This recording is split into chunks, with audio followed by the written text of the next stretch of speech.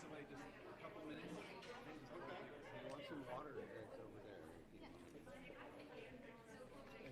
I'll hold out for the 61 more feet.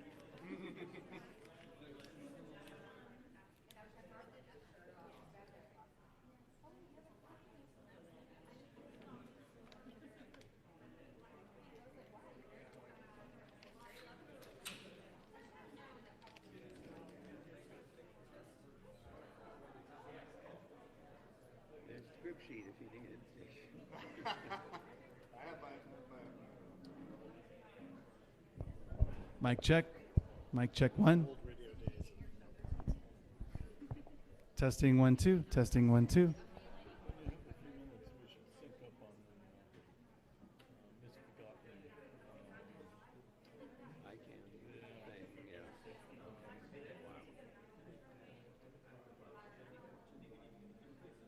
Probably not while we're running live here. No, probably not a good idea.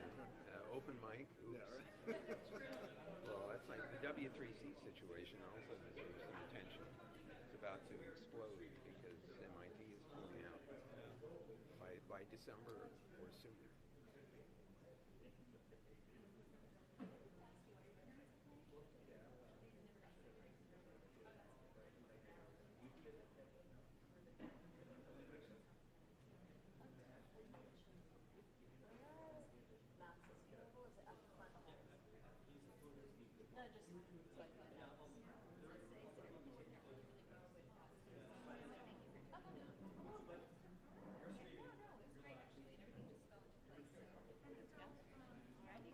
the questions?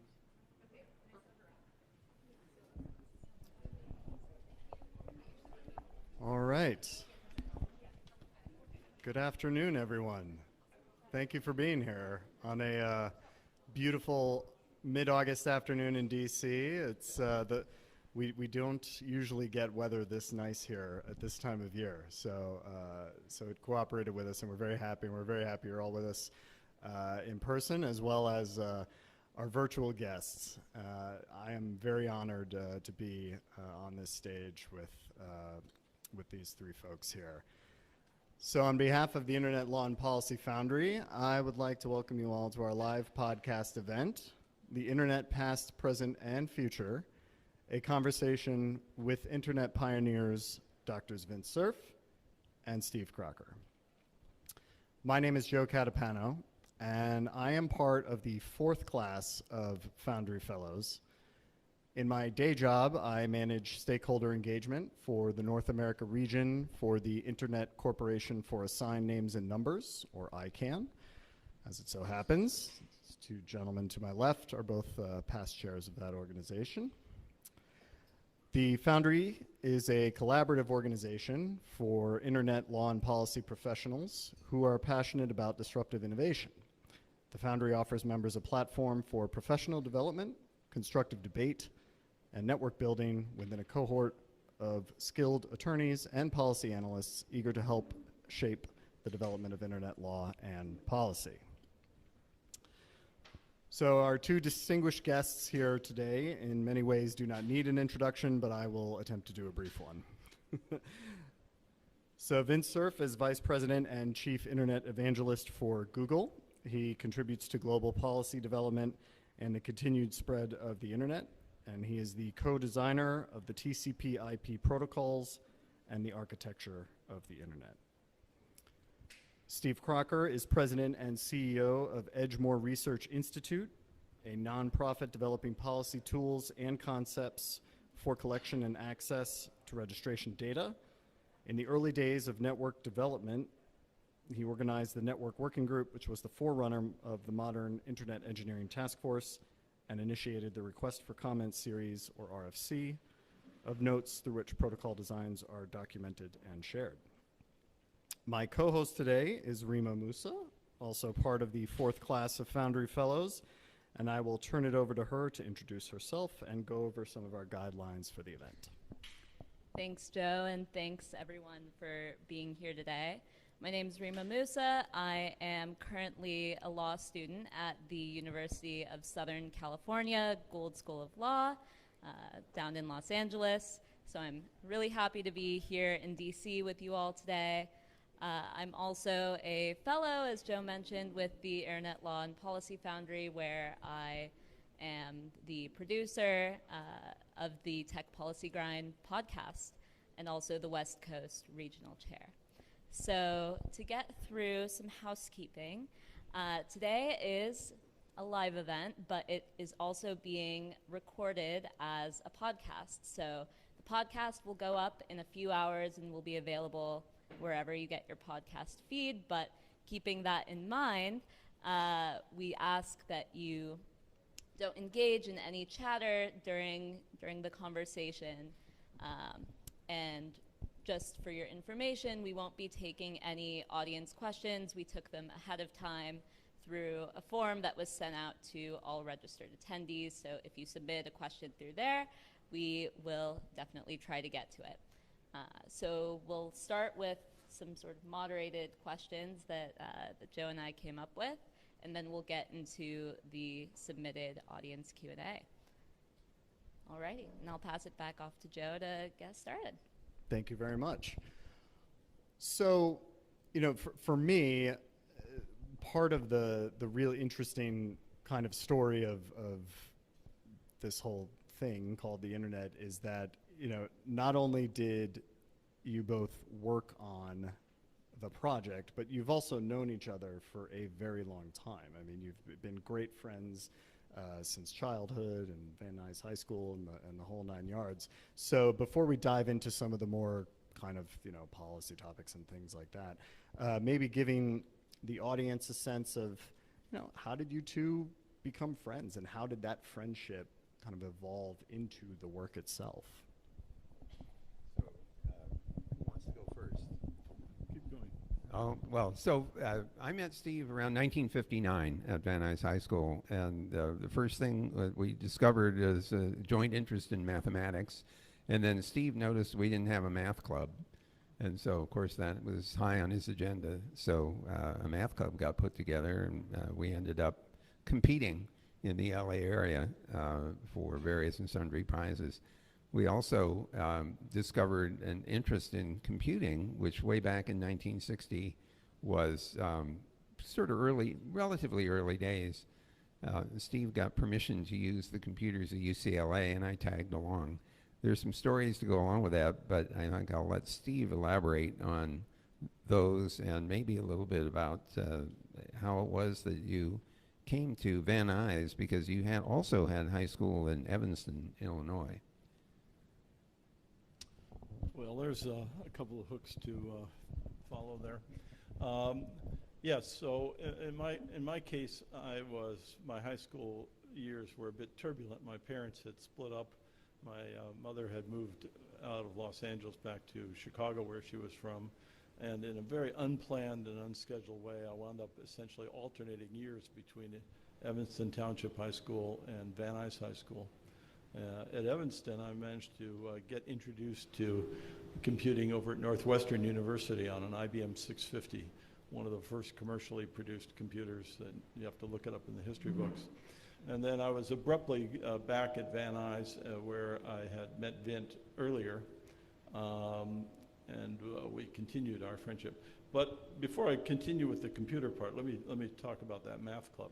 So when I arrived at the high school for 10th grade and discovered to my horror that there was no math club, how can there not be a math club at a high school? So we checked what the rules were, and the answer was, yeah, we could go start a math club. So 5 of us, all boys of course, decided to start this math club.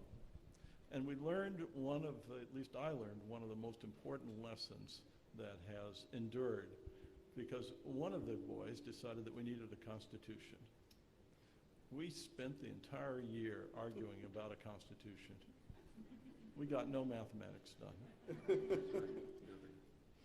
And it was perhaps one of those situations where, even though that was a disaster in a sense, it was a super cheap lesson that paid off many, many times in the future. So then skipping forward,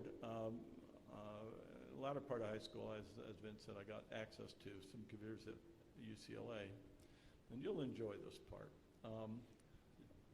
we were playing with some silly equations, and wanted to map out these equations. And there was a machine in the engineering department, a Bendix G15, which was about the size of a Coke machine. And I didn't have any keys or anything, but I'd been given permission to use it. And in those days, there was very little security. It was not like today, and nobody was using it on the weekend. So on one Saturday, Vint and I trekked all the way over from Van Nuys over the hill in the mountains, arrive at UCLA, and we get to the building, and the building is locked. Oh, and Vint observes that the second floor window is open. And I'm thinking, no, we're not. Next thing I know, he's on my shoulders, climbing through the window. It's one of these crank windows. Then he comes by and opens the door. It's one of the standard push bar doors. And we taped the door so that we could come in and out and get lunch at the cafeteria. And so we spent the day working on the computer. All of the rooms were open. There wasn't any issue there. And we cleaned up properly afterwards. This was spring 1960. 1961. Yeah. Spring 61.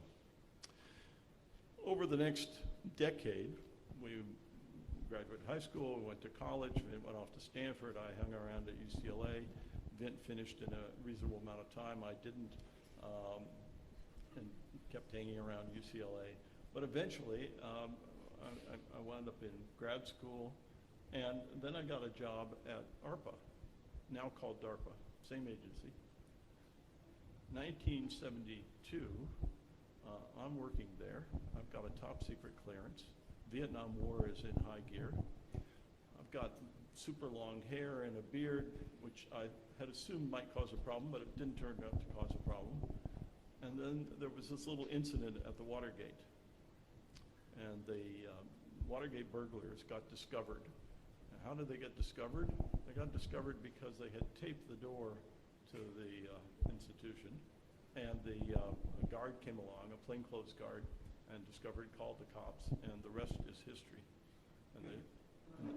And this shiver that went down my spine was something, but we survived all of that. Can I add a comment? A small little addition to this story. Many years later, around 1999, Bill Clinton and Hillary had these Millennium Evenings. This was Honor the Past and Imagine the Future. So Eric Lander and I are the featured speakers. We're supposed to talk about genetics and informatics. I wanted to say DNA meets DNS, but they said that was too geeky. So Hillary introduces us, and she tells this story about breaking into the second floor window. And, you know, this is like 30 years later. And I still don't know to this day where she got that information, but you talk about little shivers running up and down your spine. Well, there was this situation where our common thesis advisor, Jerry Estrin, was retiring, and he was being honored by the department. And all of his graduate students, or as many of them could make it, came. And there was a thing Friday night, and then Saturday morning a brunch. And we said, and the engineering building, the site of the crime, was scheduled to be torn down shortly. So we said, you know, maybe we ought to recreate this. And one of our friends, and by this time friends are full professors instead of kids, said, I'll bring cameras.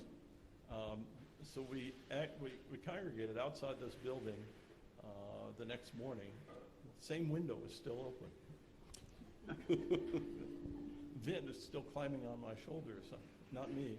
And so we have artworks, you know, somewhere that somebody can. I have the video. Yeah, we have. Anyway. And so now, right? So now we kind of fast forward now, and since. You know, to you know, present day and kind of the just expansion of the network and what we're dealing with now. And now Rima, I think, I'm going to take over with a couple of questions about that. So some decades pass, and we're in the early sort of 2000s, and the internet is scaling. Here we are now in 2022. How has the internet sort of evolved from your lens since its initial inception, and what are some of the challenges and opportunities with the internet that you sort of foresaw, and how has your lens on that evolved since then? So it's a question that comes up, as you might imagine, from time to time. You know, what could we see to do? Did we know what we were doing, and how far could we see? And the answer is very straightforward. Everything's proceeding exactly on schedule. The more serious answer is that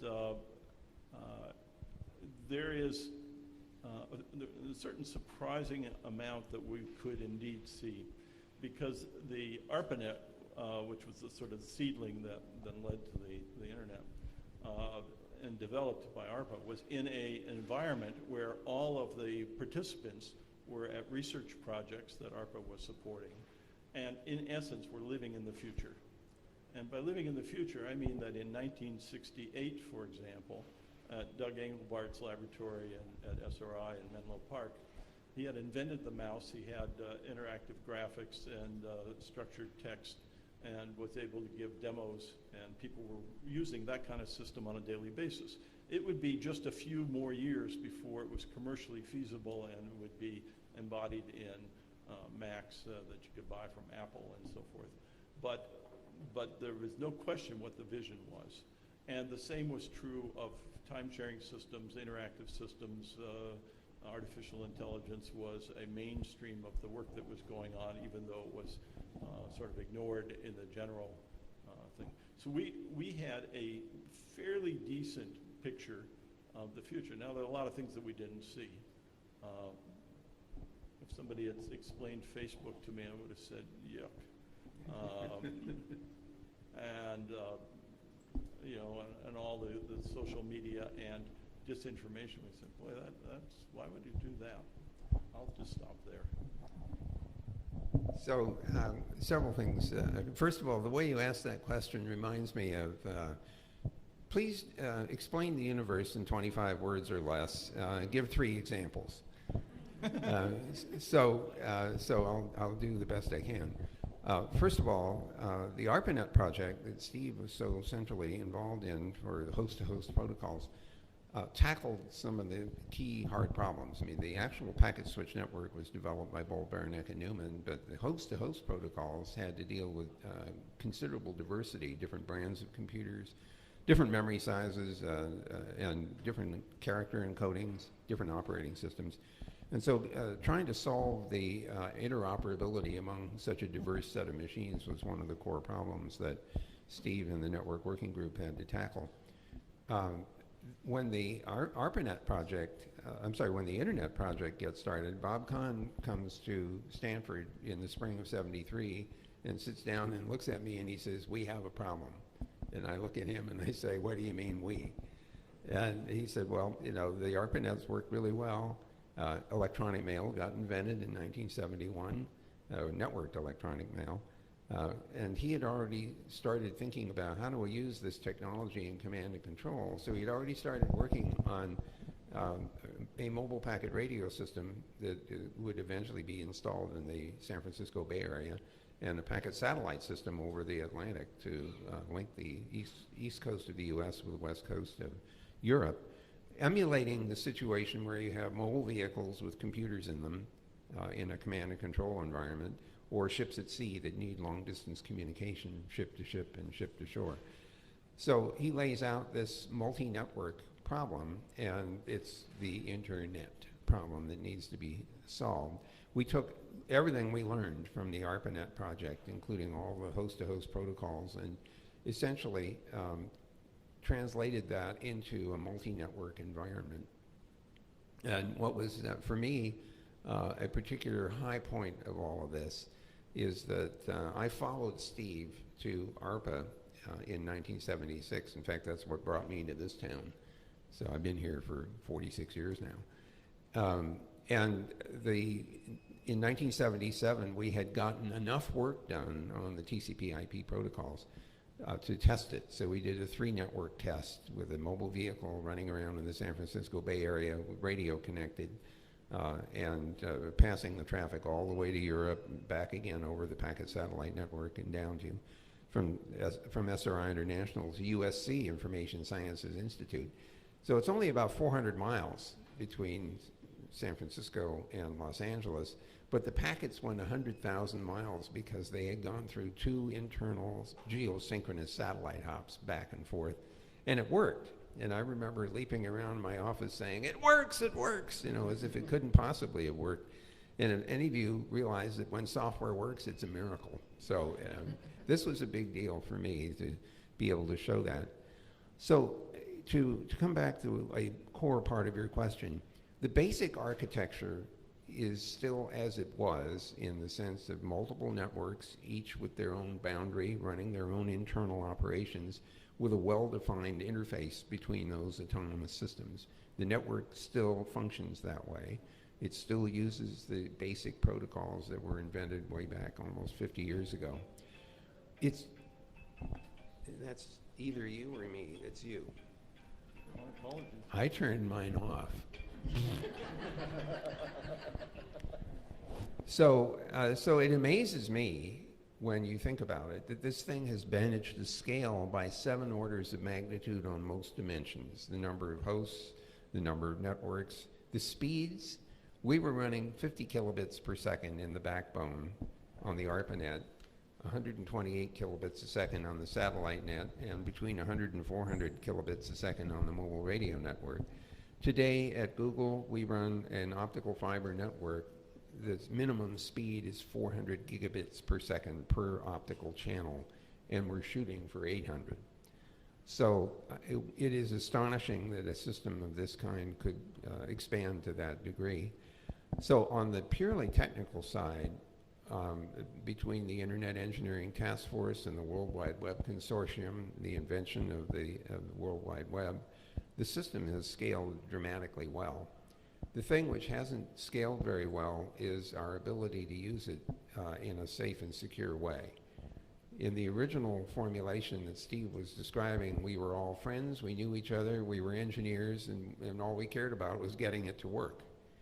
Fast forward to 2022, there are people who would like it not to work. There are people who would like to spread misinformation and disinformation. And so one of the biggest lessons that I've taken away over the several decades is that this platform, which has been more or less neutral, is an amplifier of everything, including falsehood and, you know, hate speech and all the other bad things that you can think of. So now we have sociological problems that we need to deal with, and those are not going to be solved with engineering. Those are going to be solved by having common agreements, possibly some regulation, and certainly cooperation across international boundaries to hold people accountable for what they do on the network, and to provide agency to people and institutions and organizations to protect themselves online. So despite 50 years of history, we still have a lot of work to do. So despite being a worldwide tool, the internet still isn't accessible to everyone, especially those in rural communities, developing countries. So what do you make of the lack of sort of widespread accessibility to the internet, and how do you think we can address that? All right. Vint has spent a lot more time on this problem of ubiquity and digital divide and so forth than I have, but a couple of comments. It's 100% predictable that when you have a new technology, not everybody's going to get it all at once, and so there's going to be some period out there. Now the question is, how long should that be, and what do you do for when you're in the middle of that transition in some sense, which is arguably where we are. Some of that just time will take care of. Some of it you have to put energy into. I got a big surprise, I guess it was during the Clinton administration. I was talking to a guy in the White House, and having sort of a similar discussion. So that was, a few decades ago. And he pointed out that in the U.S., only 95% of the population had access to a telephone, which just, took my breath away. And he pointed out that there are pockets, some rural pockets and some urban pockets where just people didn't have access to the telephone. So, we're in that ugly period where it gets harder and harder and harder to squeeze out and get to the very end of that process. And how you gauge it and what you do about it along the way is a continuing challenge. You can fill in much more useful stuff than I can. Well, first of all, just for fun, I'm chairman of the Marconi Society, and one of the things that we've been doing for the last couple of years is looking at this whole digital divide, digital inclusion problem. So if you go to marconisociety.org, you'll see some of the things that we've been doing. Among them is helping NTIA spend its $42 billion. Now, they haven't sent any of it to us, unfortunately, but we are trying to help with the mapping problem so that you can figure out where do we need internet where we don't have it, or where do we have it but it isn't adequate. So right now the global statistics look like about 60% of the world has access to the internet, the other 40% doesn't. I'm not so sure about those data because there are 7 billion mobile phones out there. A significant fraction of them are smartphones that have access to the internet. So I am not so sure about the 60-40 split. In any case, an awful lot of people are going to be encountering the internet for the first time with a mobile phone. And the awkward thing about that is that mobile phones are mostly internet enabled through apps. And so there are millions of those. And so the impression that a lot of people get of the internet is through an app on a mobile phone, which is a very modest slice of things that you can actually do. So I have some concern about that. The good news, I think, is that we're seeing an extraordinary increase in alternative ways of getting access to the system. So two things that have surprised me. The first one, of course, is the massive expansion of low Earth orbiting satellites, the Starlink effort that SpaceX is putting in, plus two others, Kuiper and OneWeb. And so they're well on their way to making it impossible to avoid access to the internet. It'll cover, the entire surface of the planet. Now, whether it's affordable, whether the speeds are suitable, and all those things still remain to be seen. The other thing that has surprised me is an incredible amount of investment in optical fiber networks, undersea fiber linking continents together at super high speeds. At Google, we've gotten to the point where we're even building our own cable as opposed to having to join with somebody else to deal with the cost. So that's rapidly evolving to the point where there are islands in the Pacific and in the Atlantic that are getting optical fiber connectivity. I would have lost money on that bet. So we are seeing some serious effort for physical infrastructure. There are also real barriers when it comes to people knowing how to use it, how to build and operate pieces of it, how to cope with some of the hazards that I mentioned earlier. And so those deficiencies are also barriers to uptake and use of the internet. So there's still plenty of work to be done to make this a useful and safer environment for people to adopt. I do have one story to tell, though, about mobiles. The original design of the mobile handheld phone was done starting in 1973. A guy named Marty Cooper at Motorola has this idea. He sees car phones, but that takes up, all the space in the trunk for the radio gear and everything else. He wants to have a handheld machine. So he starts designing this in 1973, same year that Bob Kahn and I start working on the internet. And, we just go along in parallel. We don't know anything about each other. And then a mutual friend of ours, Danny Cohen, in 1983, when the internet gets turned on for the first time, on a production basis, and the handheld mobile service from Motorola gets turned on at the same time. So Danny calls me up, and he says, "Come and have lunch. I have something to show you." I said, "What is it?" And he says, "I'll come and have lunch. I'll show it to you." So I show up, and he has this thing sitting on the table. It's about, a foot tall, and it's got a whip antenna. And I look at it, and "What's that?" And he says, "It's a phone." I said, "Well, where are the wires?" And he says, there aren't any. He says, "Well, how does it work?" So I asked him a bunch of questions, and eventually he says, yeah, I don't know the answer to that. Why don't you call the guy that built it? So I called Marty Cooper on this handheld, we call it a Motorola brick because it was a big honking heavy thing. So the first question I asked Marty was, hey Marty, how long does the battery last on this thing? And he says about 20 minutes, but you can't hold the phone up longer than that anyway, so it's okay. So what is interesting is that these two technologies went in parallel, not interacting with each other at all, until 2007. That's only 15 years ago. And of course, the smartphone shows up in the form of the iPhone from Apple. And what I want to emphasize here is how much has changed in just 15 years. And so just imagine what could happen in the next 15 or the next 15 that we don't know about, that we might not even be prepared for. I just find that the most astonishing thing, that in this short decade and a half, we've become so dependent on those smartphones that when they don't work, there are all kinds of cascade potential failures, like I couldn't get logged in, so I couldn't see the message, so I missed the business opportunity and my company collapses. I mean, it just goes on and on. So I am worried that we are becoming over-dependent on that one piece of technology, and I would really like to see serious effort to make all the other screens and devices that are internet-enabled be backup capability and substitutes in the case that we don't get a mobile signal or the battery is dead or something else has happened. You were about to react. Yeah, I want to add a counterpoint to it. You're asking about how do you reach the rest of the population. Vint, you've just taken us through a tour de force of the 15 years of technology that's changed. In that same 15 years, there's been another change as well, which is we all got 15 years older. and it's not just that you wouldn't bring that up. And it's not just that we got older, but there's a new crop of people who didn't exist 15 years ago who are now ages 0 through 15.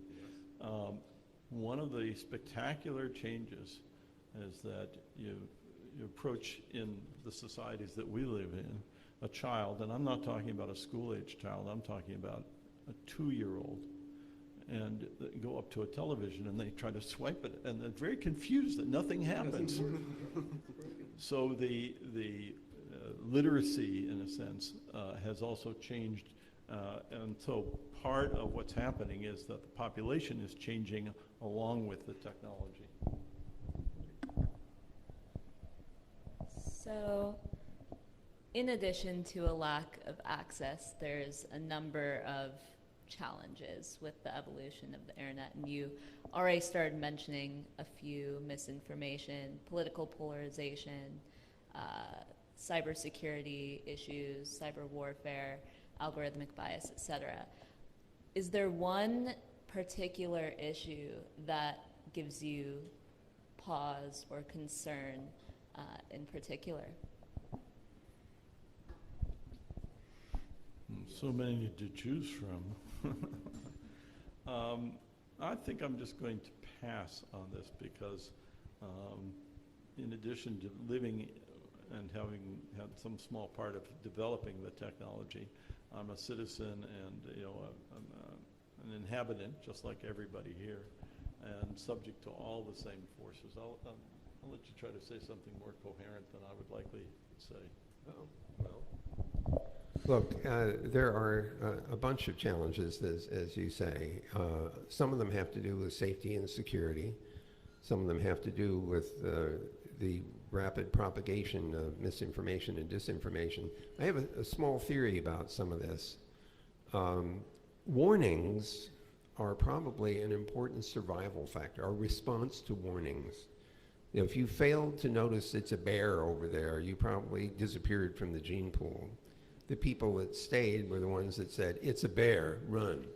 So warnings often propagate more quickly, even if they're false, but because they fall into the warning category. So I think part of the experience we're seeing with rapid propagation of misinformation is a lot of it is a warning about the secret thing that somebody is trying to do that will be harmful to you. The only solution that I see to that is not technical. There's this wetware up here, and there's this process called critical thinking. And it's the thing that I believe we should be teaching our kids and adopting ourselves, which is to ask questions like, where did this information come from? And so provenance may turn out to be a really important property that we would like information to have, that we can have access to. The second question, of course, is, is there any corroborating evidence for assertions that are being made? Why is somebody handing me this information? Are they trying to convince me of something? So critical thinking, I think, is very important. The problem with it is it takes work. And some people may not be willing to do the work. Somebody else has already figured it out. I'll do whatever they tell me to do. That's not a good solution if you want people to be thinking more critically. So between that and the other things that I mentioned before, which is agency and accountability, which I believe we should start deliberately building into our legal and treaty structures as a respect for agency and a respect for an insistence on accountability. I spent half a day at the State Department on cybercrime and cybersecurity, which are distinct topics. And a good deal of that conversation had to do with how we find ways to cooperate with each other in order to cope with the fact that a harmful act in one jurisdiction can harm a party in another one.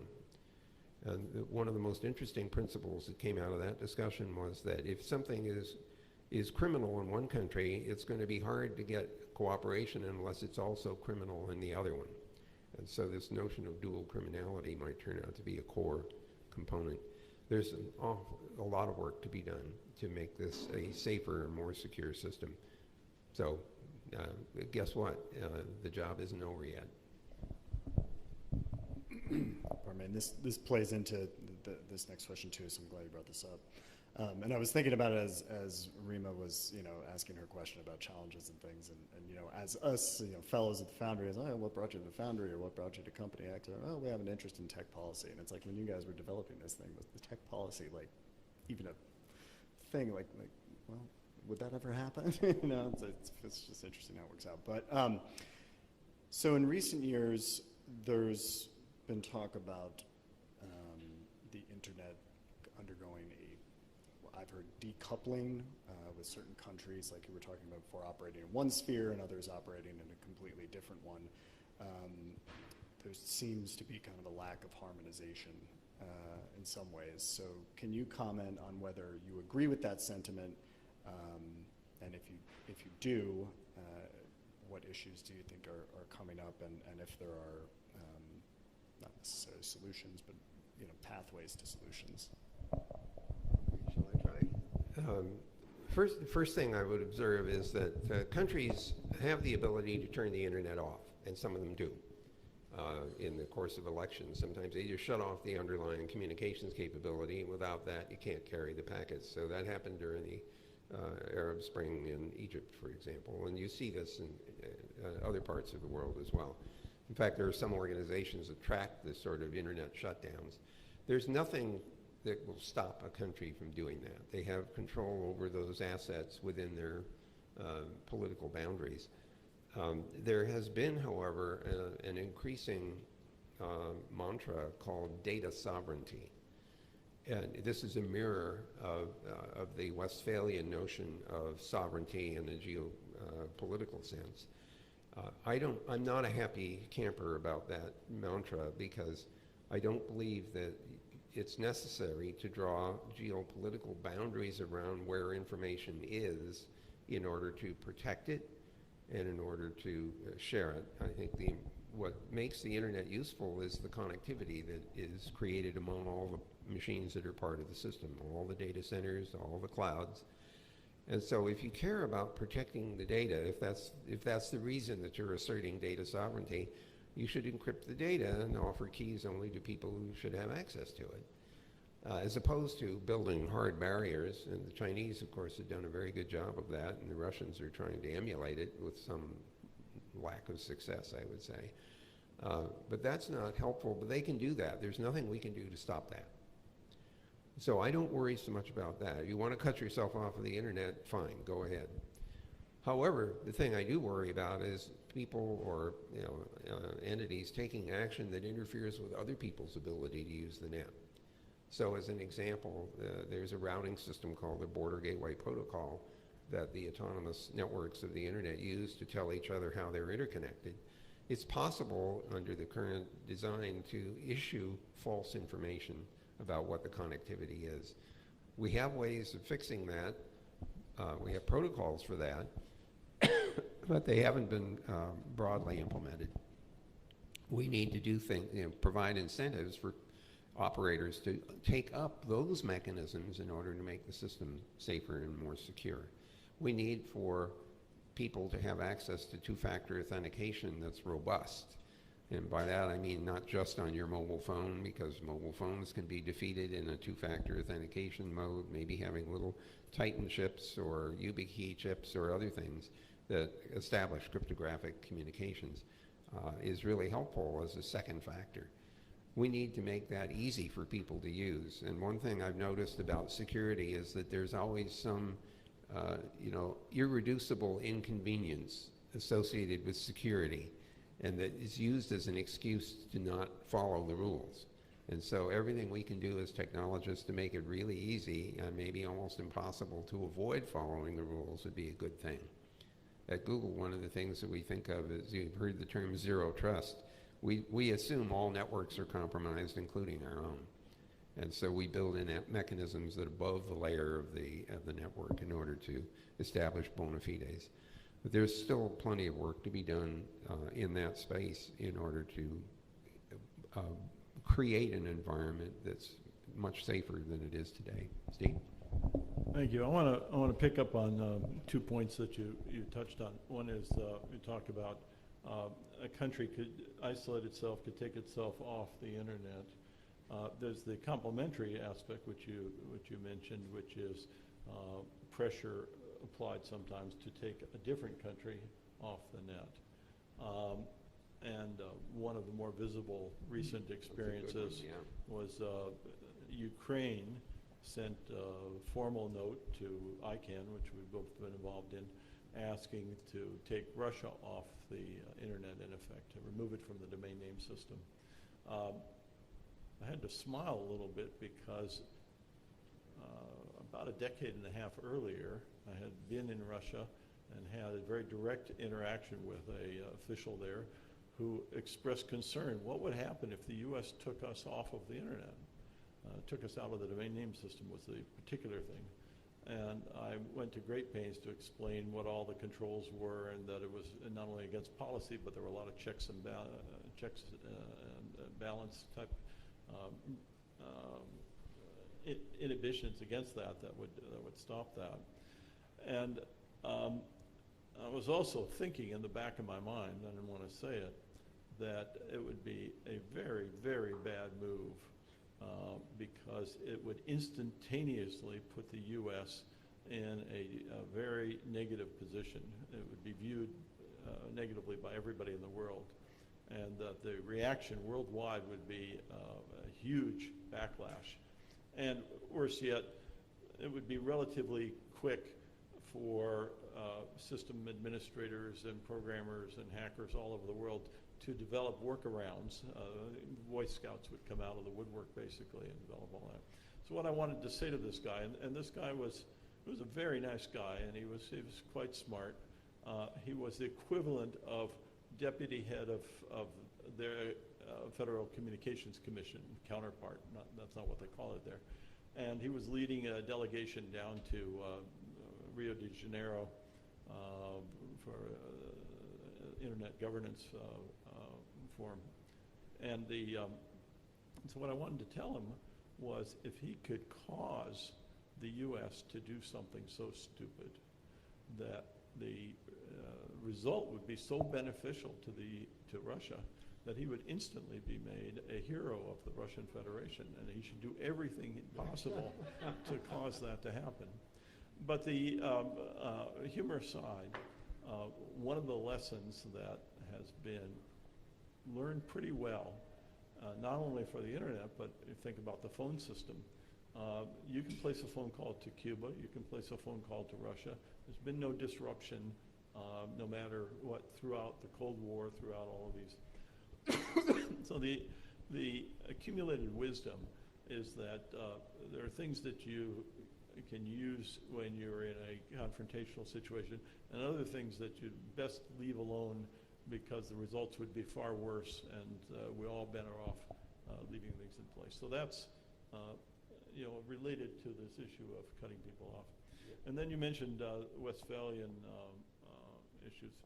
So that's 1642, I guess, the 48, excuse me, decision that countries had a certain degree of sovereignty and they shouldn't interfere with each other. The internet is not the only thing that brings that model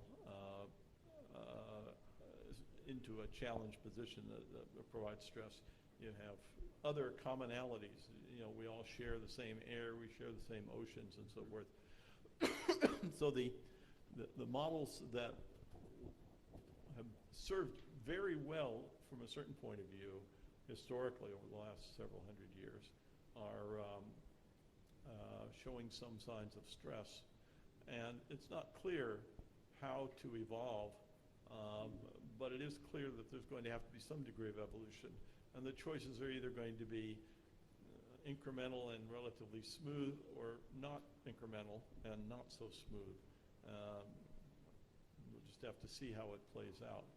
And the internet is a piece of, but not the sole participant in that evolution that is making the world smaller and flatter, if you will. And then, of course, we have a few issues with just respect to our planet versus our people. Different topic. So I have one more, and then I think we've got some from the other fellows. So playing off that, another thing that I've heard discussed is the idea that we have moved from a values-driven internet to an interest-driven one. As two gentlemen who were there at the beginning, do you agree with that sentiment? And do you think those things are mutually exclusive? That's the question. Yes, of course. So another thing that I've heard discussed is the idea that we've moved from a values-driven internet to an interest-driven one. Do you agree with that sentiment, and or do you think these things are mutually exclusive? Well, I don't. To be really honest with you, I think interests have always driven an awful lot of everything people do. Of course, there are a wide range of different kinds of interests. Some of those are driven by values. So I think it may be a false dichotomy to ask the question quite that way. If you want an interpretation of the values side of things, I think that there was a certain idealism associated with the early days of the internet. Getting computers to interconnect with each other, making things happen 3,000 miles away was nothing short of miraculous and fun. And we were all, looking at this as, this is amazing. Can we actually get this to work? And now that it's working, what can we do with it? I think what happens is that as it becomes commercialized, which begins in the 1980s, we see Cisco systems in 1984, Juniper comes later, Proteon, start to monetize the equipment and software associated with internet, and then the World Wide Web shows up. First, in its very open variety in 1991, 93, the Mosaic browser comes out of NCSA, and it gets Jim Clark's attention, who did Silicon Graphics, and he sees the World Wide Web, and he says there's a business there, grabs the guys from NCSA and drags them out to the West Coast and starts Netscape Communications in 1994, in which year I had gone back to MCI to start building internets for them, and they wanted to build an MCI mall. So I bought $7 million worth of licenses from Netscape Communications to build this mall. I should have bought $7 million worth of stock, but it didn't. That was the company's money. It wasn't mine. So the thing is that this stuff starts to get seriously commercialized. Internet service shows up in commercial form in 1989. And so, we're talking 30 plus years ago. So a lot of today's investment is driven by commercial interest.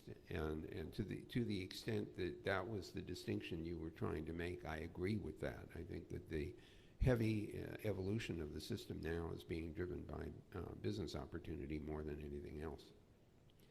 You still see a lot of open source software, though, which is the spirit of sharing is not dead. Yeah, that I think is a crucial point, that it's easy to take phrases like interests versus values, set up a dichotomy, and then try to have that argument. These things basically coexist in ever-changing mixtures, and if one insists on seeing it only one way, then you're off by quite a bit in terms of having a useful model. So it's more a question of degree, and the degrees are shifting. Commercial interests obviously play a huge role, but so does idealism and just the sheer fun of being able to explore and create. And so, I think one has to look at these things in a more delicate and nuanced way than just a simple dichotomy and particularly trying to choose one side or the other. Thanks. So to finish with our moderated questions, and then we'll get into one or two audience questions before our time is up.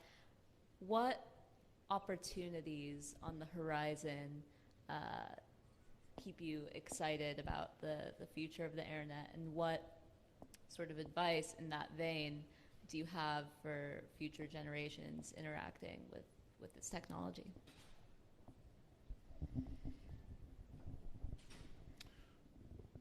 One of the things that is very different, I'll just speak very personally from my point of view, back from 1960s and 70s versus here, so 50-year span more or less, is that the world that I could touch was principally within the U.S. and a little bit of foreign travel. Nowadays, you live in a completely connected to the rest of the world without any trouble at all, subject to the digital divide issue, but just in terms of geography, and with the geography comes cultures and language and a tremendous amount of access to history and to other effects. And so I watch my children and I watch their children, and the diversity in every dimension, not only just diversity of races and religions and so forth, but every sort of thing that they're exposed to and that they take as a given and that they enjoy and that they make use of is really quite phenomenal, and that's quite enlivening. That's a very big positive thing. So I started taking some notes.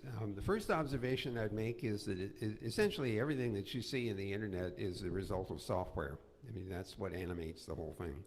So if you're looking at opportunities, software is still a huge opportunity if you can figure out how to program something.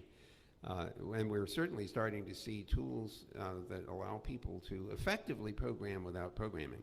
I mean, these sort of audio speech interactions that cause things to happen. There's lots of software being executed behind Google's answers to your voiced questions.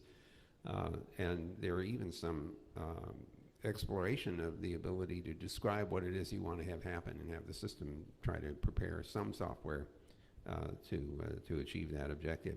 Open source is another area where the sharing allows people to learn how things work.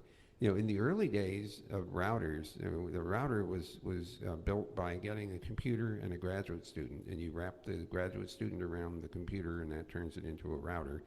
But eventually, we ran out of graduate students to do that with, so Cisco and Proteon and others started selling those things. But the early days, you got to know what was going on inside because it was still a research project. The software was available. Then it became commercial and all the software was hidden. now more of it is available, so people have the chance to learn more about how to program all kinds of things that are have computers in them. So I think that's an important element. One thing I will observe, our experience with the pandemic has taught us a number of interesting lessons. One of them is that not everybody can work at home for a variety of different reasons. Maybe the job that requires proximity, or you don't have a place that's quiet, or you fought with the kids over the Wi-Fi because there wasn't enough capacity. But we have learned that flexibility is possible. Companies have discovered that people actually can work and will work at home. So that's an important lesson. The other thing, a very important lesson, is that the supply chains are fragile, and we discovered very quickly how broken they could be. We also discovered that the internet, as good as it is about erasing distance, doesn't do anything about time zones. And so when you're trying to do things online with a whole bunch of people, and some of them are up at 6 a.m., and others at 3 a.m., and somebody else at 10 p.m., and we haven't figured out how to deal with that problem yet. We're working on it. So my general sense is that there is infinite opportunity lying ahead. Just to add one more thing on the AI and machine learning, which gets overhyped, it's also fair to observe that machine learning and neural networks have done some pretty damned amazing things. DeepMind just announced that it had modeled 200 million, the folding of 200 million different proteins, which are essentially all the ones that we even know about. So that, I guess, is going to turn into opportunity to understand, medical opportunities, or understand all kinds of other complex biochemical opportunities, interactions, and the like. So there are lots of things where machine learning has actually done something good. Speech understanding, speech recognition, speech generation, interactive systems are all feasible because of those technologies. But at the same time, we need to remember that they are potentially very brittle, depending on what their training is and on what problem or situation the machine learning network has been exposed to. It could make very bad decisions. And we aren't too good yet at noting ahead of time what kinds of mistakes those systems are going to make. So I keep wondering about self-driving cars. We have a big investment in that in the Waymo part of the Alphabet company. And I keep trying to figure out, how do I know that the car knows that I'm there? I mean, I can catch somebody's eye if there's a person behind the wheel, and that sort of gives me some sense that at least they know I'm there. But I don't know how to do that with a car that doesn't have a driver. And so that's an example of one of the conundrums that this sort of thing presents. All right, so we have just a couple of minutes left, and so I think we can get into maybe one or two of the questions that was submitted. So one question we have is that many of the Foundry Fellows are looking at the emergence of decentralized protocols, blockchains, smart contracts, etc., the building blocks of the decentralized web, as an exciting place for innovation. As one of the as some of the creators of the original version of the internet, do you see any promising developments in the decentralized web? Well, look, first of all, the internet was designed to be decentralized, and it still is. I mean, it's just the fact that you see concentrations of implementation of the networks doesn't mean that that it is centralized. It just means that some of it's concentrated. So that's the first point. The second point is that we've actually discovered that some centralization is very useful. An example of this is the open flow networking, software-defined networking system, which has a central component to it. It does computations very efficiently, and it uses the resources better than some of the decentralized algorithms do. So centralization is not necessarily evil or anything like that. When people talk about decentralization and they point to blockchain and they talk about, the anonymous blockchains and how wonderful all that is, my first reaction is, well, first of all, anonymous blockchain means that I don't know who I'm depending on. for the operation of the system, then that frankly makes me nervous. So if I'm going to do blockchain at all, I'd like to know who's involved. So that's called permission blockchains. Second, not all blockchains have to have crazy computational requirements like Bitcoin does. There are others that don't have that, so that's helpful. I'm not sure that this mantra of pushing for decentralization is necessarily going to solve all problems. Think for a minute. Suppose you say, well, here's what we're going to do. Everybody's got all these laptops and they all have huge amounts of storage, so why don't we agree to store each other's information? We'll just fully distribute everything. Let's even pretend that it's technically possible to do that. The data is encrypted, so your privacy isn't at risk. Then the question will be, Joe, who's got some of your information on his laptop, decides to replace the laptop. And the question is, how important is it to Joe to make sure that all your data got replicated on the next laptop? And the answer might be not very, which is why sometimes you want to turn to organizations who see it as their job to make sure that all of your data is replicated and retained and not lost and backed up and everything else. So I'm not persuaded these days that decentralization is necessarily something to be sought for its own value. I think it's useful for resilience, but maybe not so much for some other reasons.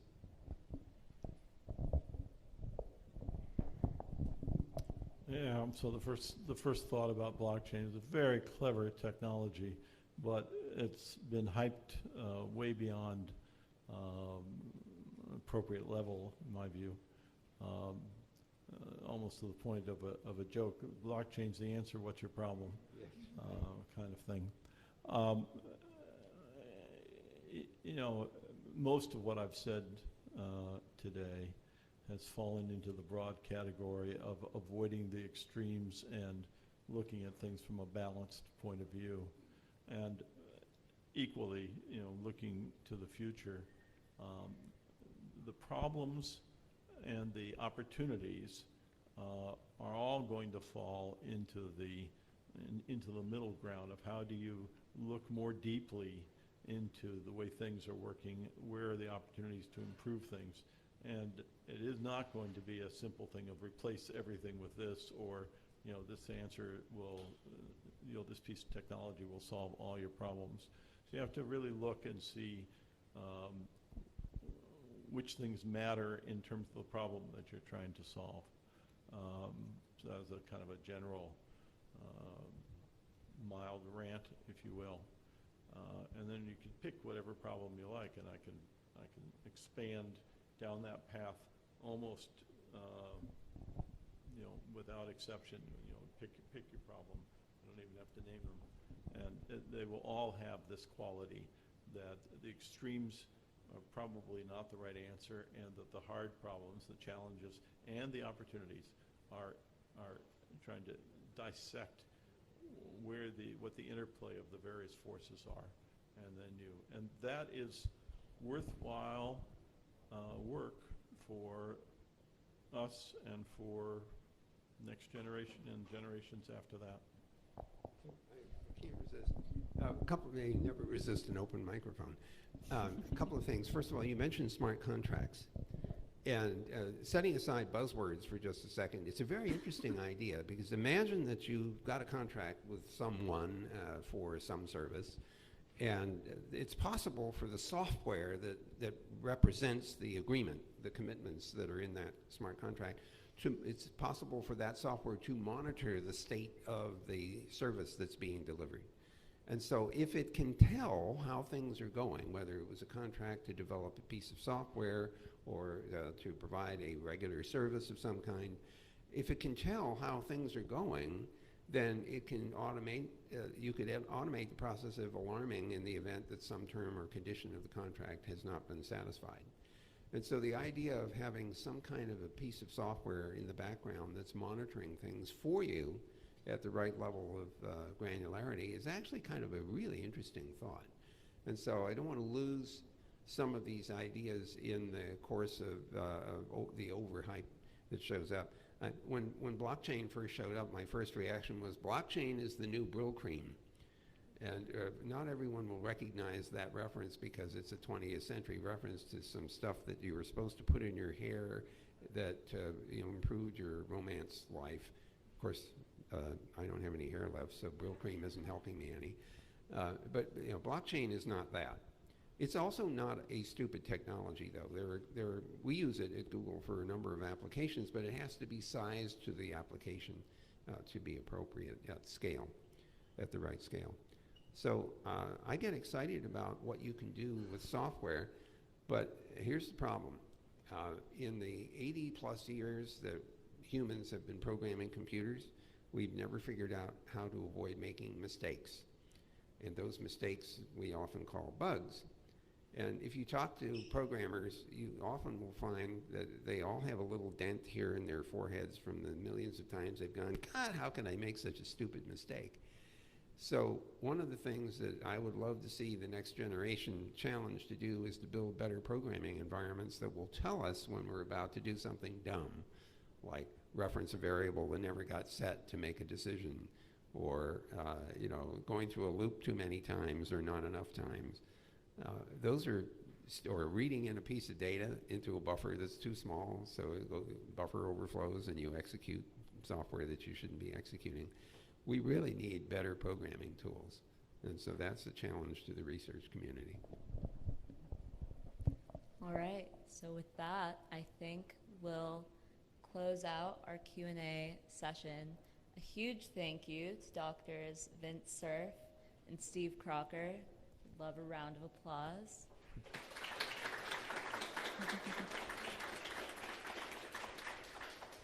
And to anyone on our live stream or listening to this podcast later, thanks for tuning in to the Tech Policy Grind.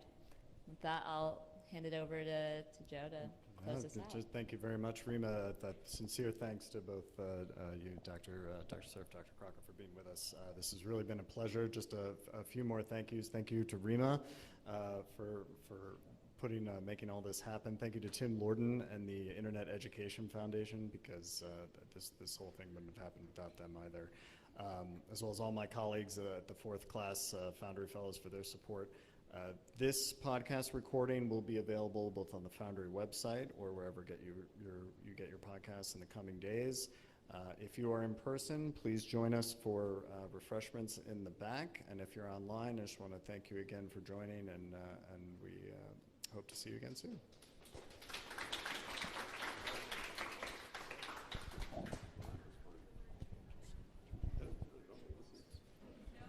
Hey, how are you? Hi.